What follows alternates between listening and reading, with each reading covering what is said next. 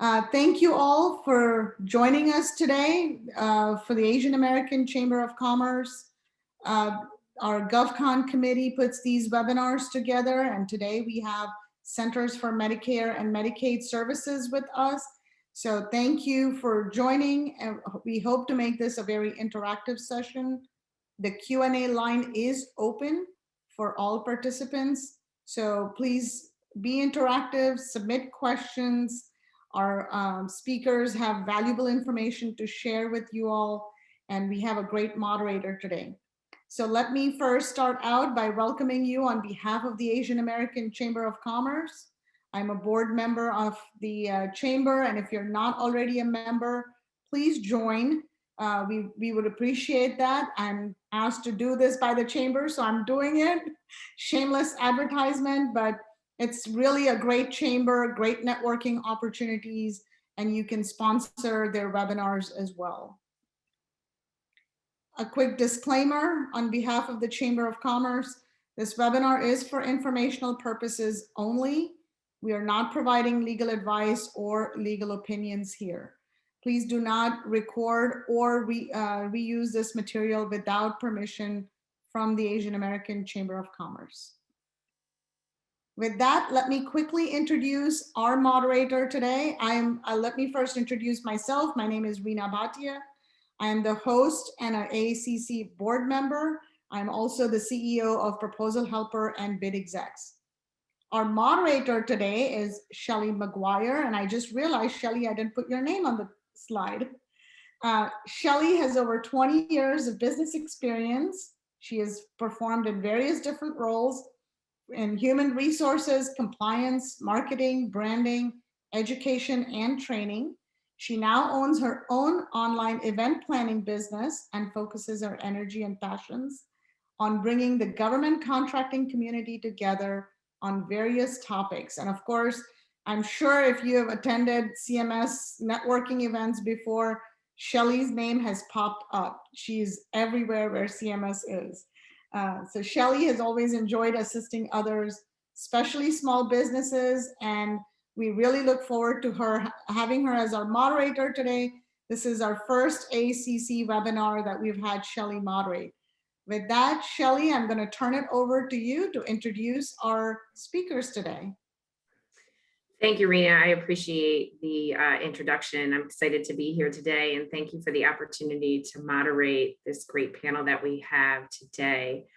So first up is Andrew Mummert, goes by Andy. He's the director of the Division of Information Systems Contracts, Information Technology Contracts Group in the Office of Acquisition and Grants Management at Center for Medicare and Medicaid Services, CMS. Andy leads a division of contracting officers and contracting specialists that procures information technology for specific program offices within CMS. He has held this position since 2011. Prior to joining CMS in 1998, Mr. Mummert worked at the Fleet and Industrial Supply Center, Norfolk Detachment, Washington, where he began his career as a contract specialist in 1993. Andy, thanks for joining us today. Our second speaker is Anita Allen, who is the small business specialist at CMS, NIH, with 2 divisions specifically at NIH, and now PSC. Anita has over 30 years of government contracting experience. She started her career at the Agricultural Research Service, USDA. For 16 years, she served as a contract specialist and contracting officer at USDA. She then continued her service at Social Security Administration for 5 years. Since 2007, Anita has been the small business specialist at HHS and has supported PSC, FDA, and HRSA. Currently, she serves as the small business specialist for CMS, PSC, and 2 divisions of NIH, which is NIDA and NHLBI. Thank you, Anita and Andy, for joining us today. So let's go ahead and move on to the next slide. Okay, so between Anita and Andy, let's start out first with, we have some tips for working with either the small business office and then the perspective from a contracting perspective from Andy. So let's start out first with the first question is how to work with CMS. So Anita, would you like to start out with that particular question and just kind of enlighten us from your perspective as a small business office at CMS? Sure. So from a small business perspective, and I'm sure Andy will have a different take on this, is I'm the first point of contact. Working with CMS, you need to have done your research, know what CMS does, and know whether your capabilities fit with what CMS does. You can go to their website.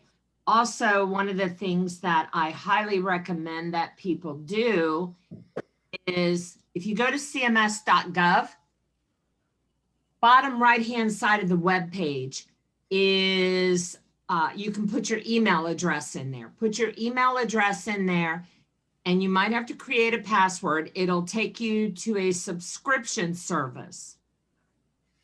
The first thing you need to do is click on acquisitions and grants. That will give you information and emails every time they post something in acquisition and grants. Also, any of you that have IT, that are IT firms, want to also click on tech topics. The CTO once a month has a tech topics outreach event in which it's, I believe it's 2 hours, and it's usually, I'm thinking like the third or fourth Wednesday of each month, I believe. If you want to learn about CMS, they have different program offices presenting. Also, you can click under that subscription service any other office like CMMI, the Office of Communication, so on and so forth. If you find that you're starting to get emails that you don't want, you go back in and deselect. Attending outreach events, such as AFCIA, HIMSS, and Andy, you can jump in here along the way. If you want to add something, just interrupt me. Also, our OSTABU office, you want to register your company at https://OSTABU, that's osdbu.hhs.gov. That will take you to our small business customer experience database. You can register for to meet with me for a capabilities briefing. They're the second Tuesday of each month. That's the only way I'm doing capability briefings with me right now. You can also enter your company information in that database. I'm no longer taking capability statements. They are to be entered in that database. And all operating divisions within HHS can use that as one form of market research. Let me see. I don't want to take everything away from Andy.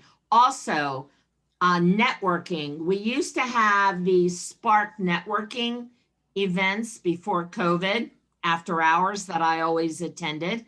They have now grown to HHS CMS after hours networking events. And the next one is April 8th, I believe. Yes. Shelley, shaking your head. So this is something I do after hours, but this is a great way to network with other companies that either want to get into CMS or are getting, that are already working at CMS.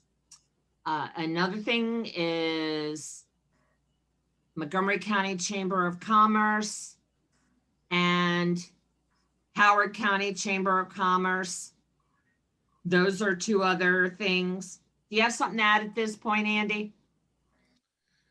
Yeah, thank you. And thanks for having me, everybody. I hope I can provide something of use to you today. What I recommend to businesses that are looking to get into CMS is checking out our procurement forecast.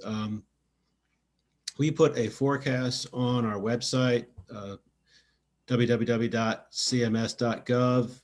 If you go into the search bar and type in forecast, I think it's the second or third thing that would come up, a procurement forecast. And if you go to that, it's a spreadsheet, and we try to update it monthly, and it lists the upcoming competitive procurements and other known procurements that we're going to do in the next 12 months. And it's pretty exhaustive because we pull it from our entire list of our actions, and you can look at it to see what the projects are. If we know at the time more information about the project, we put the NAICS code on the chart so you can see what type of work it is, and if it matches up with your capabilities, we provide points of contact for you to reach out to learn more about the project. In addition to those things Anita brought up, another thing you could do is try to get into the annual CMS Industry Day. It's before COVID, this was in person, so I don't know if we will do this in person next year, but it's an event, basically a large networking event. You know, we'd have a few speakers talking about major programs, et cetera. And then you'd have a lot of opportunity to meet people, meet program people, which is what I recommend is the most advantageous way for you to talk about your company's skills in front of the audience that is the consumer, you know, of the good or service that you provide. That's the program staff at CMS. Unfortunately, they're also hard to get in front of. You know, they've got a lot of work to do, and then they're busy. But I always recommend that to companies looking to market themselves. It's better to talk to program office people than it is to contracting people like me and the other folks that are in OAGM. It's more fruitful. NCMA offers a good networking environment for contractors too. This week, NCMA had a lunch and learn. And by the way, I'm the chair of the Small Business Committee, and we're going to be convening again next month to look at different types of events that we can have for small businesses to network, possibly meet program, and learn more about CMS. And one of our speakers is this month, and I will be speaking for about 15 minutes on every lunch and learn. And I don't know what I'll be talking about, but those of you that know me, whatever comes up, and I try to update people on procurements that I'm familiar with. But Ray Wedgeworth from the Center of Program Integrity, if you had been online, gave a very good overview of the Center for Program Integrity and talked about pain points, what they're trying to do, the future, their initiatives, and things like that. So that is ncmawoodlawnchapter.org. I highly recommend you look at the calendar of events. And in fact, I'm trying to get some more speakers now that you will really love. And if you missed Industry Day, I think I did a great panel with CCSQ, Mark Plogger, some of his staff, and two COs in the Office of Acquisition and Grants Management. It was really informative. And I will tell you that particular program shop, 99% of their procurements over the next 5 years will go small business. And they have found over the past 5 years that small business has saved them $300 million. Let me transition back to Andy, and if he could just give a brief overview, since we're kind of on that topic of departments, and you just outlined some people who are kind of teeing up for the next NCMA event. Andy, would you mind just giving a little brief overview and of the division that you work in, the Information Systems Contracts Group, to the group that's listening in today, and just talk about some things that are coming up, if you can speak on those? Sure. We buy IT services mostly. We don't really buy our hardware and software. And I cover certain parts of the building. And by that, I just mean certain program offices in CMS. My division has responsibility for procuring stuff for, and then our sister divisions in our IT contracts group, we have the rest of the building divided up. So I procure IT for several groups within the Office of Information Technology, within CMS. If you go to cms.gov, if you're not familiar with CMS, you can pull up the org charts and you can see how we're divided into centers and offices. And you could, it would make more sense if you saw that, and you can see that I procure for certain offices in OIT.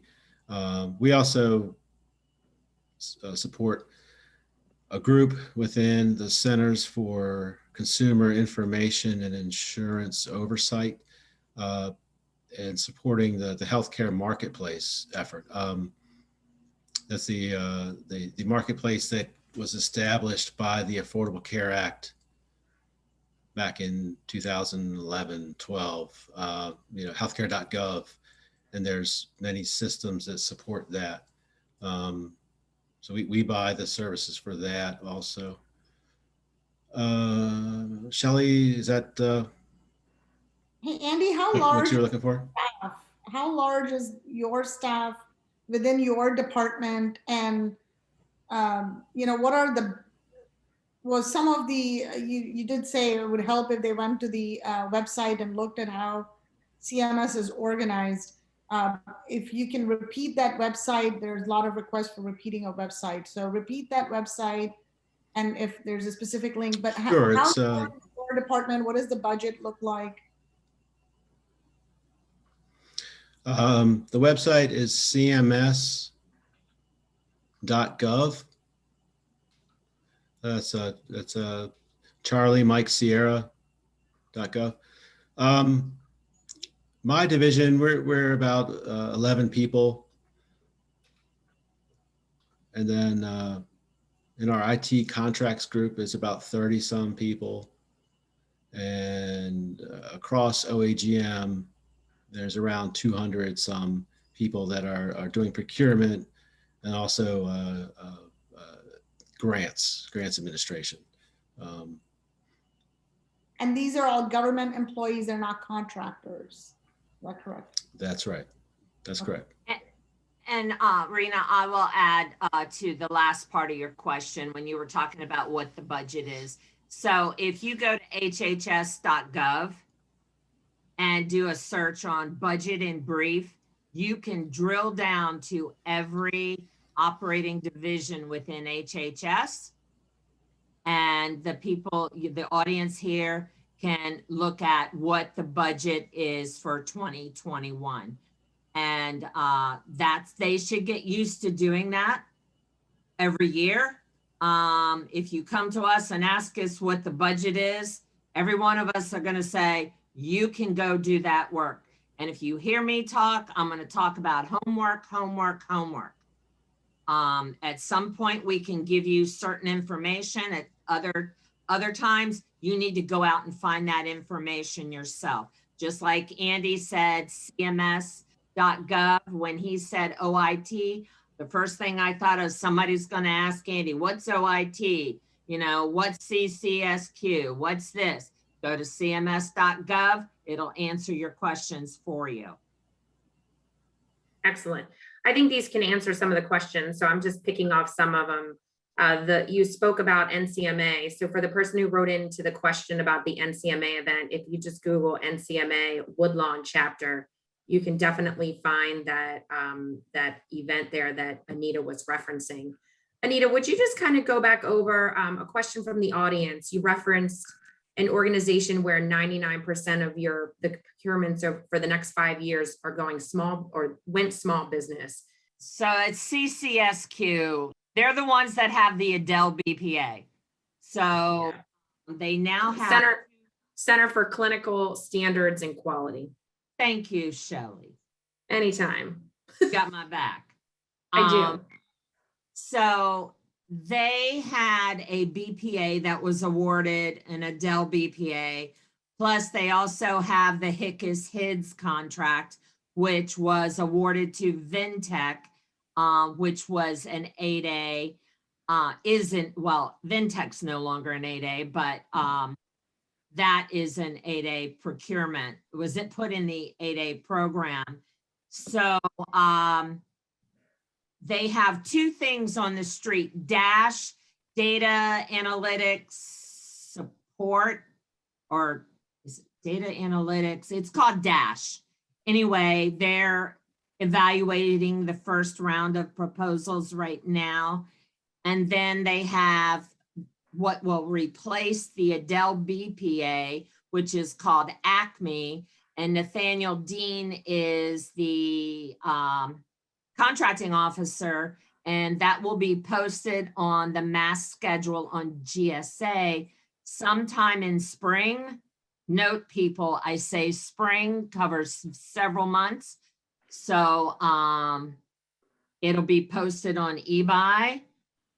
If you did not respond to the RFI that was there previously, you can email Nathaniel Dean, nathaniel.dean@cms.hhs.gov, and ask him to put you on the list to receive a copy of the solicitation. Don't ask him anything else, just ask for that, and he'll put you on that list.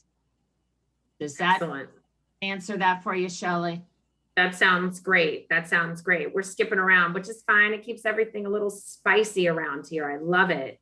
And so quite a few questions on Acme already. So you got that covered very well.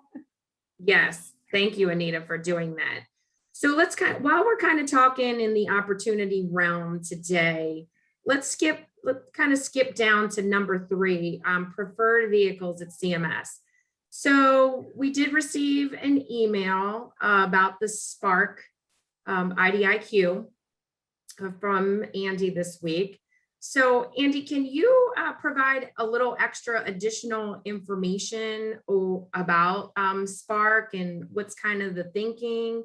Is there going to be, just some swaying as far as maybe it's going to be renewed, maybe not? Or are you looking at different like GSA type of GWACs or NITAC? Yeah. Spark is the acronym for an IT system development contract that we put in place about 6 years ago. It's an internal IDIQ to CMS, and then also the HHS, Health and Human Services, the other operating divisions in HHS, they can also order off of it. It's very similar to the GWACs that GSA has and NIH has. And it's very similar to the GSA schedules that have IT services on them. And let's see, so there's an option. The next option on the contract is due to be exercised in February 2022. So we put out an announcement this week that said, hey, we're looking at whether we're going to turn on the option or not, just in case some of our We have about 140 some contractors on Spark right now. So in case, we wind up not exercising the option, we wouldn't want anybody to forego any business opportunities that are, coming up between now and then, if they were, trying to bank on having the option exercised on Spark, just because options may not get exercised. So are you thinking that the contract vehicle is going to go away, or and you're shifting to something else? If we wind up not exercising the option, it would go away, yes. And the orders that have been ordered to date, they'll just run their course. But it's up for consideration right now. Okay, that's great, because there are about 140 people. Spark is the Strategic Partners Acquisition Readiness Contract that was awarded about, I want to say 5 years ago. I'm going to go 2016. Am I correct? Okay, yes. With small and large businesses Right. on that IDIQ. Okay, that's a great update. I think definitely everybody who's listening in, just keep the pulse, keep us abreast of what's going on. Anita, do you have any comments on that particular on the Spark? On Spark? Well, for those of you that are going to ask, well, if you continue, is there going to be an on-ramp?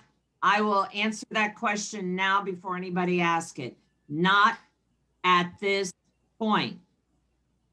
If they decide to exercise the option and decide to do an on-ramp, believe me, I'll know about it.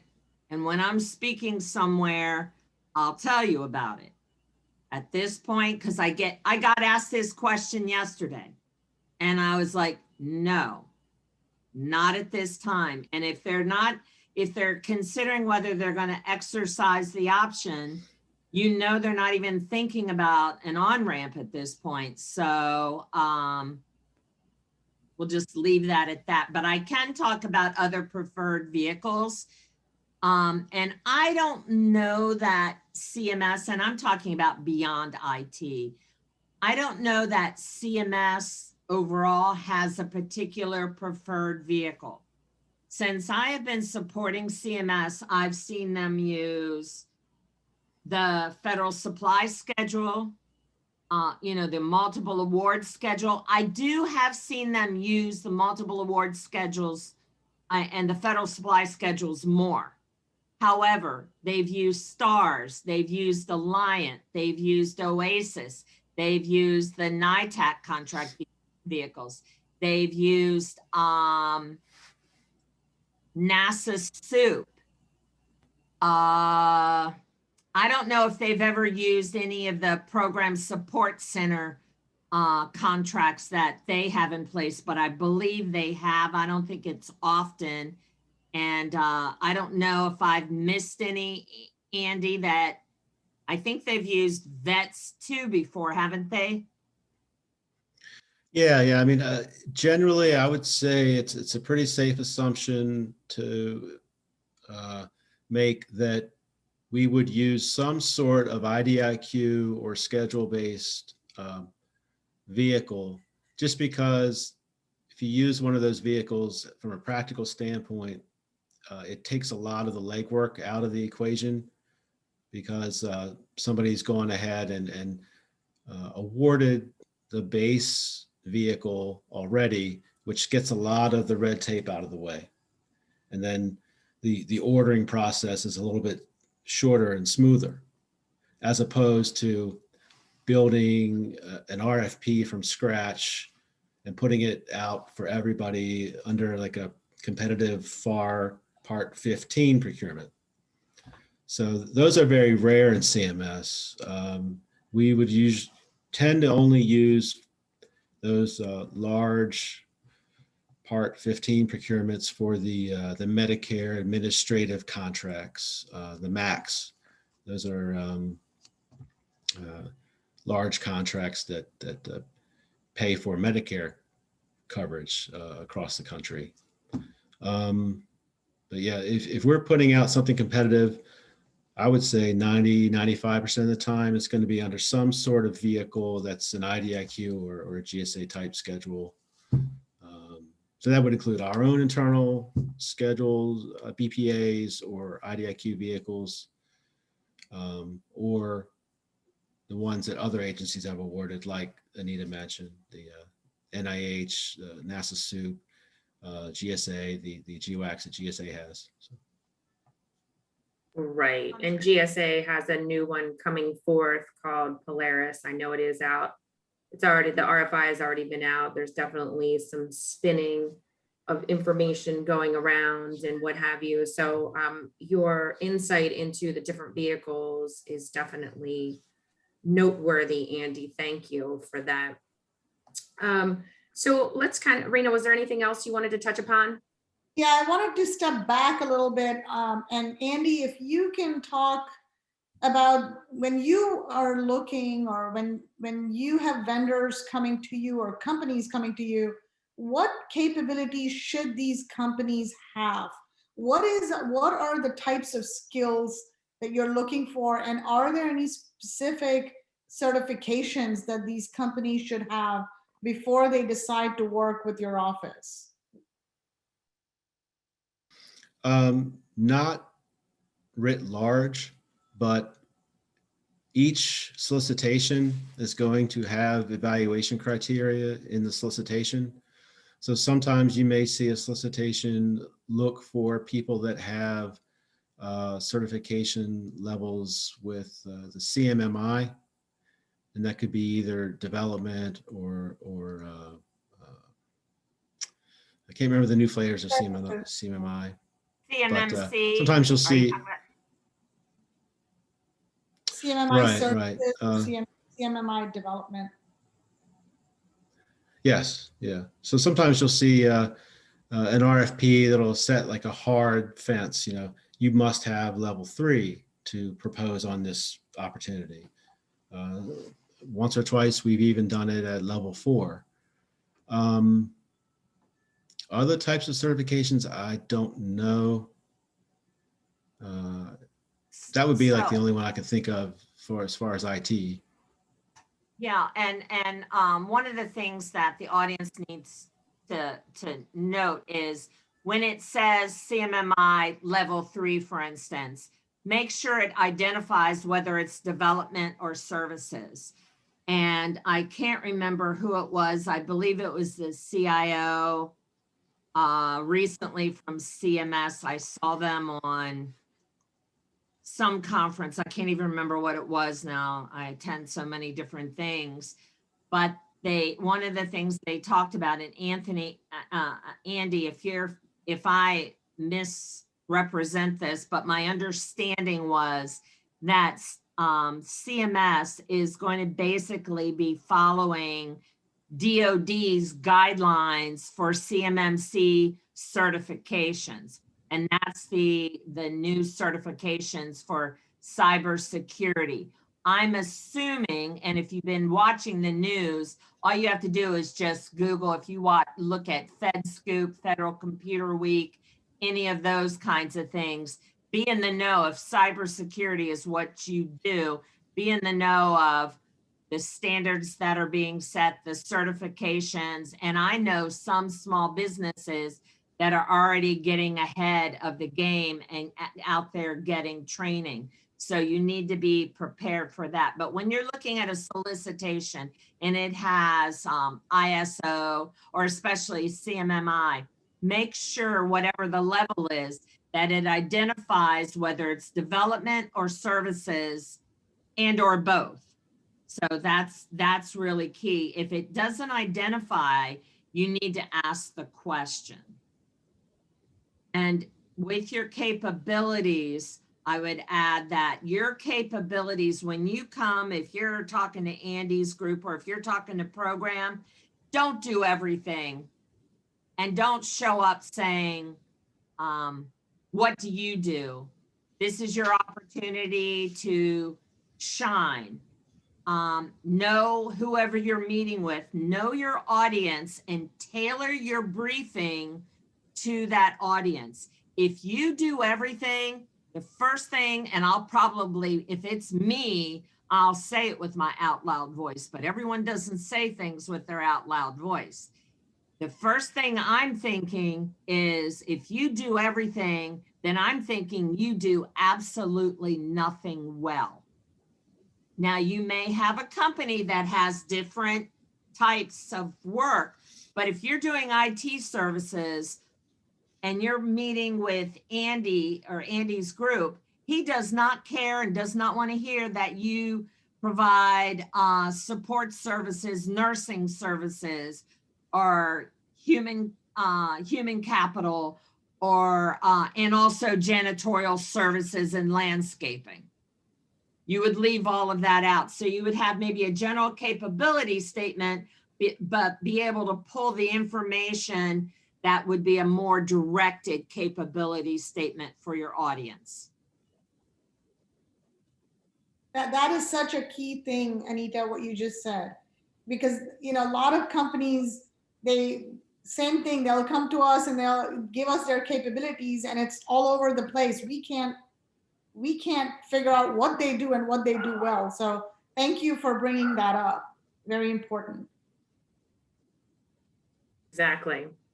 So Reena, do we want to move on to appropriate communications? Okay. Yes.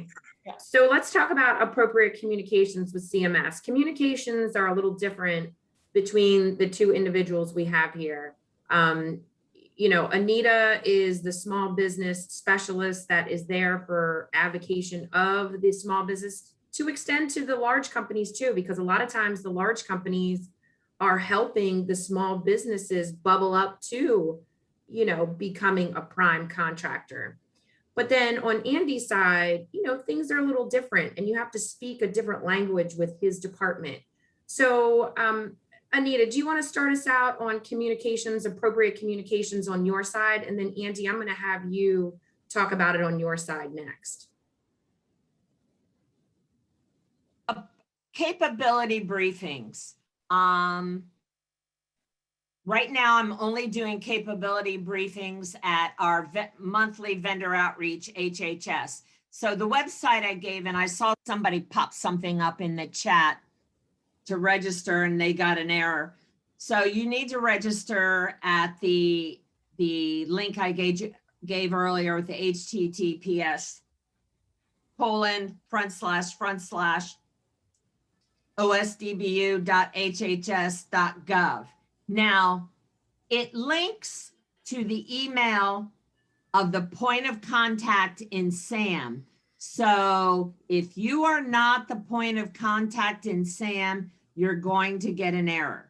So you're going to have to correct that in SAM, because that email links to your email in SAM and your DUNS number. So that needs to be corrected.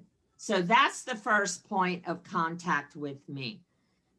Another communication is, and I've been getting these quite a bit recently, where people have pulled information. So I'm going to speak specifically to CMS on this. You see something on the forecast that is going sole source 8A. 99% of the time, I would say 99.9% of the time, that has only been posted in the forecast because anything over the SAT is required to be listed on the forecast. CMS almost always knows who they are going to with that sole source 8A. So this is what you can do, and listen carefully with your listening ears. You can email the CO or the program person or both and ask these questions. Have you already identified an 8A for this sole source requirement? If not, we have this particular skill set, and put it in bullets quick. Your capability statement would be attached. And we would love to do a presentation specifically targeted towards this procurement. And thank you for your consideration. If they don't get back to you, do not waste your time and resources anymore. Do not email me and ask me why, they're not answering your email. Do not email Andy or his staff and say, well, I emailed you. This is the third time I've emailed you. I want to do a capabilities briefing. 8A specifically, there can be thousands of you that have the capability, and CMS can choose one, and they do not have to talk to anybody else. So when you see that, ask the question one time. If they don't answer, just move on. Repeated emails. I literally, and I speak all the time, I literally tell people, don't inundate me with emails. You need to ask your audience what is appropriate.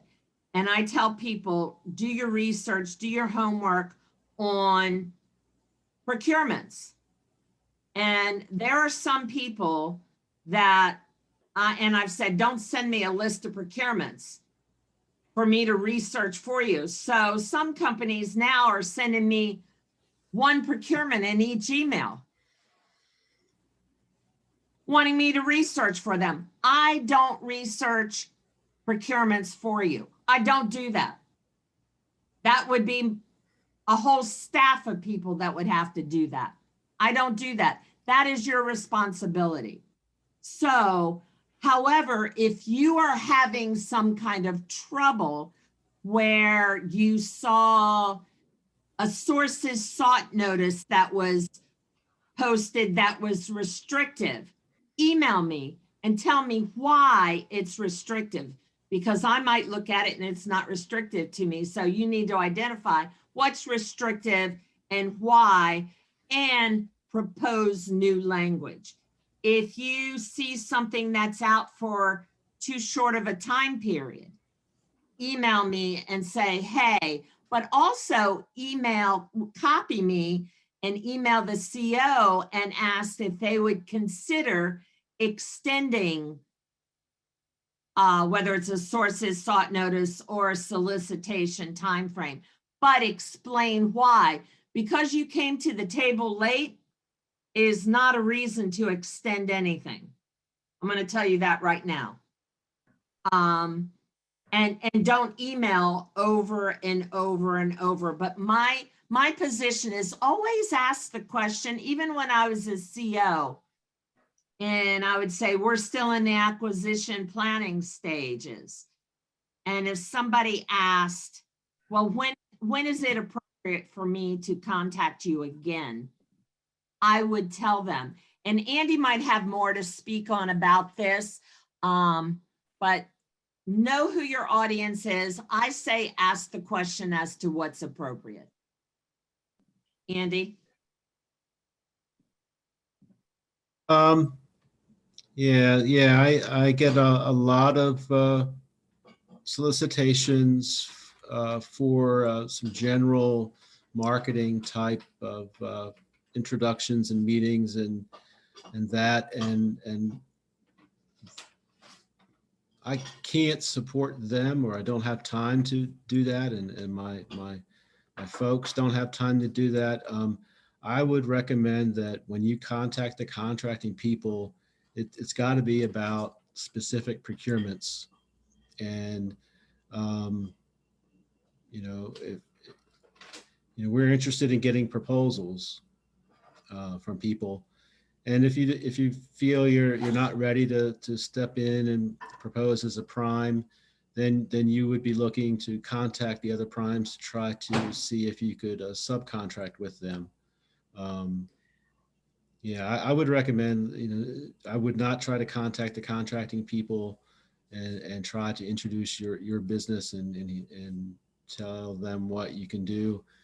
You need to frame that juxtaposed against some specific procurement that's out there that you want to propose against. Right. That's great advice, Andy and Anita, because there's a question in the the question box here about suggestions for connecting with primes and becoming a subcontractor.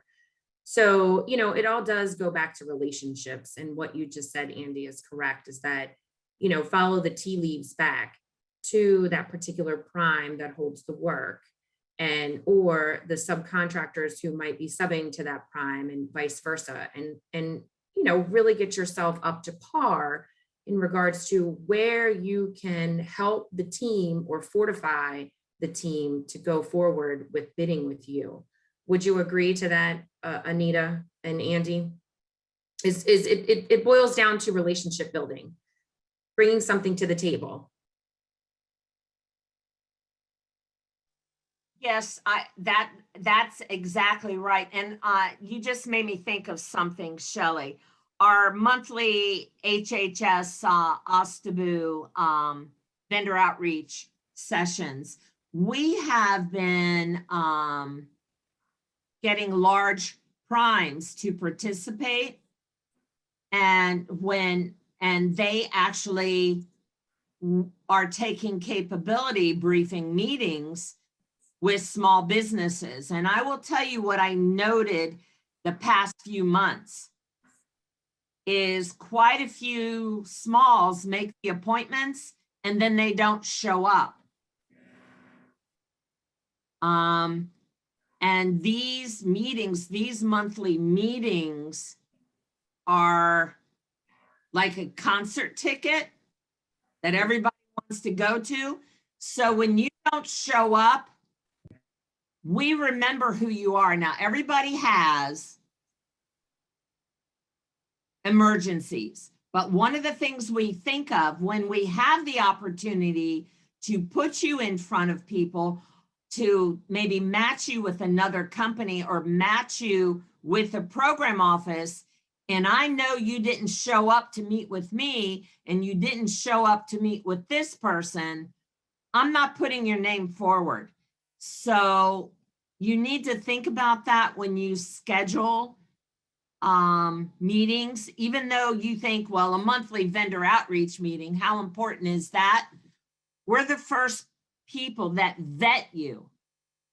And if I don't like what I'm seeing, my reputation's on the line if I refer you to somebody. And what I mean by my reputation is if I refer someone to a program office and they do horribly or they don't show up, that program office is going to say, well, Anita's not sending us anyone good. So it hurts other small businesses. And when Andy talks about not targeting his staff, don't ever target the contract shop for general capability briefings. I'll be honest with you. They don't care. They don't have the time. They're not the decision makers. You getting in front of them is not helping you at all. You're wasting your time. You're wasting their time. However, if there's a specific opportunity, and a lot of times the contracts people, they're not the decision makers. But if there's a specific opportunity and there's something special about you that you think you can meet a need, you know, or fix a problem, then maybe you could reach out to them. But if you email them and they don't respond to you, these back-to-back emails, they don't help. They don't help. They remember you, but not in a good way. They will remember you, but not in a good way. And you want somebody, if they think of you, to have a good memory, not a negative memory.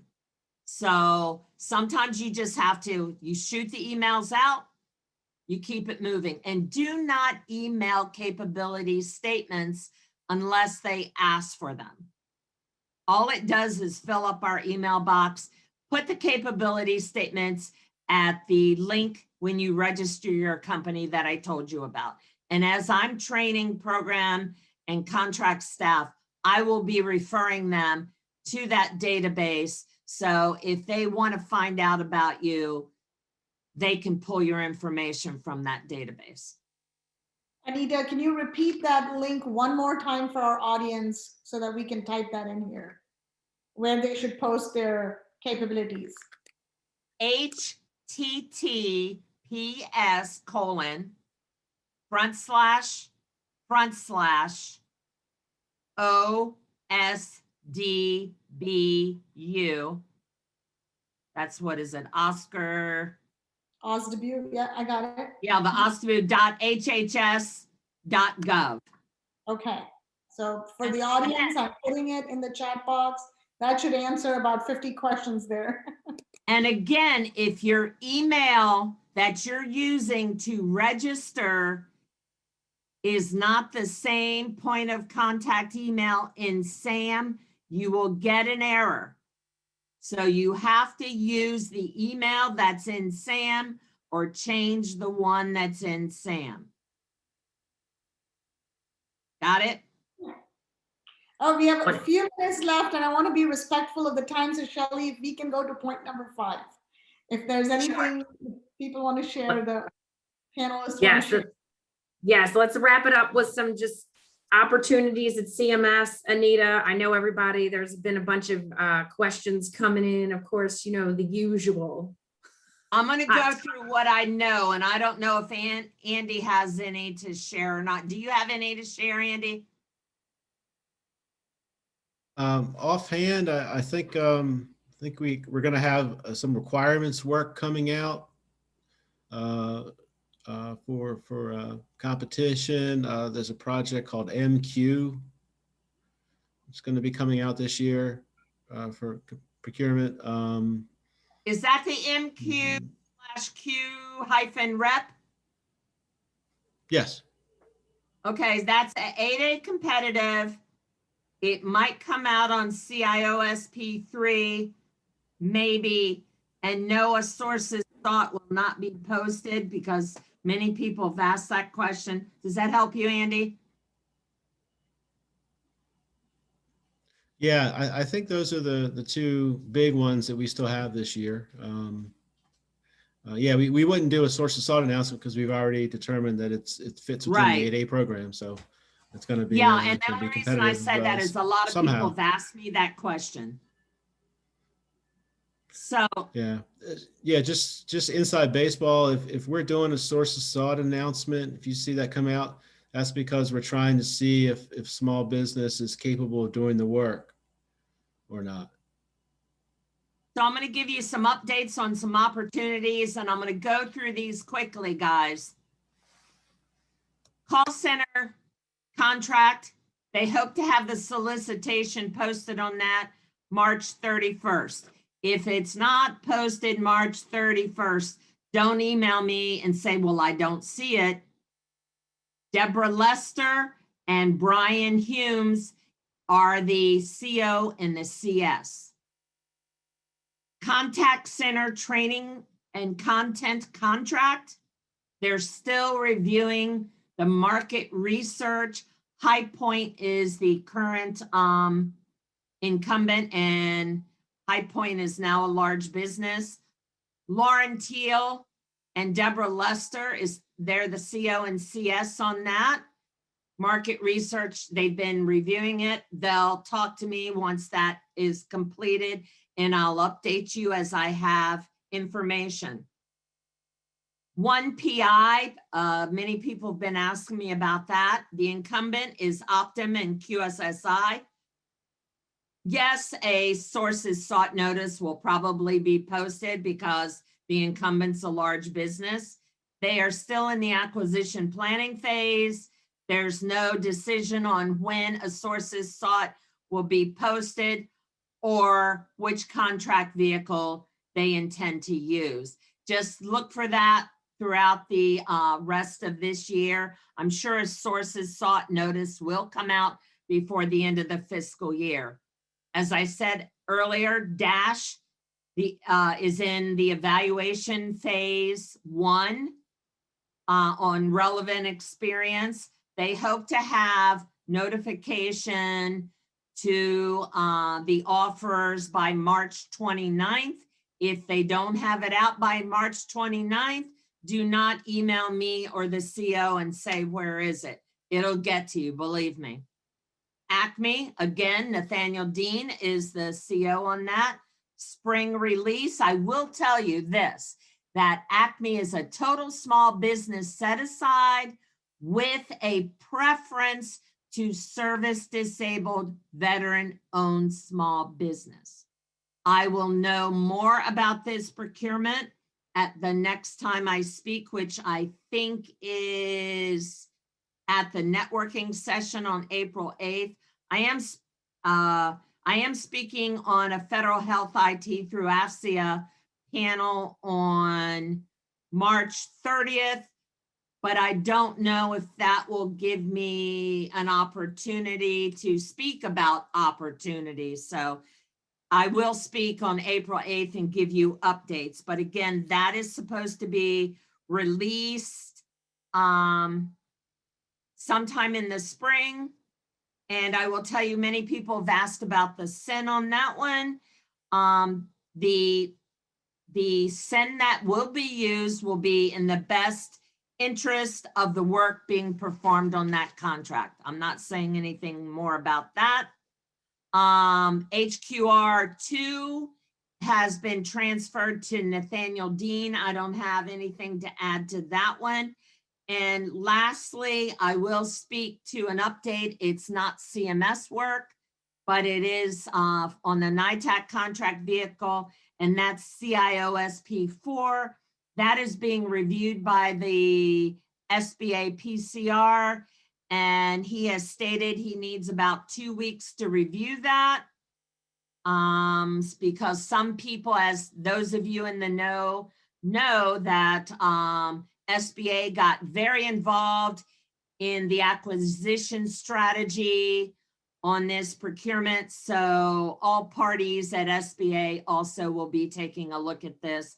I don't anticipate problems, so I should have an update on April 8th on that one, if it's not already on the street. That's it. That's a lot of good information there towards the end. Very useful. And people are trying to catch up and pay attention. This recording will be made available first to our AACC members and then open to all public. So you can go back and review the recording and get caught up on everything Anita and Andy have shared with us. So thank you for that. The chat line, by the way, is open for those who wanted to network and find those primes. This is one of those opportunities. Network in the chat box. Shelley? Right. So I just want to say thank you to Anita Allen and Andy Mummert for taking the time out of their busy schedule. You know, it is spring and fourth quarter's coming, so it's going to start heating up.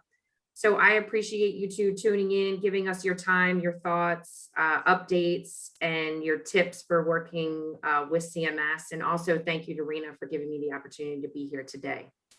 Reena? Thank you. And on behalf of the Asian American Chamber of Commerce, thank you, Andy, and thank you, Anita, for joining. And Shelley, thank you for being a fantastic moderator as always. Great group. I know there are tons of questions still coming, and we don't expect them to stop, but please keep joining us for our monthly webinars. And Shelley also has different CMS networking events. Join her, and of course, follow Anita around. So thank you all for attending, and thank you again, Andy and Anita. Appreciate it. Thank you, guys. You're welcome. Thanks a lot. Thank you. Bye-bye.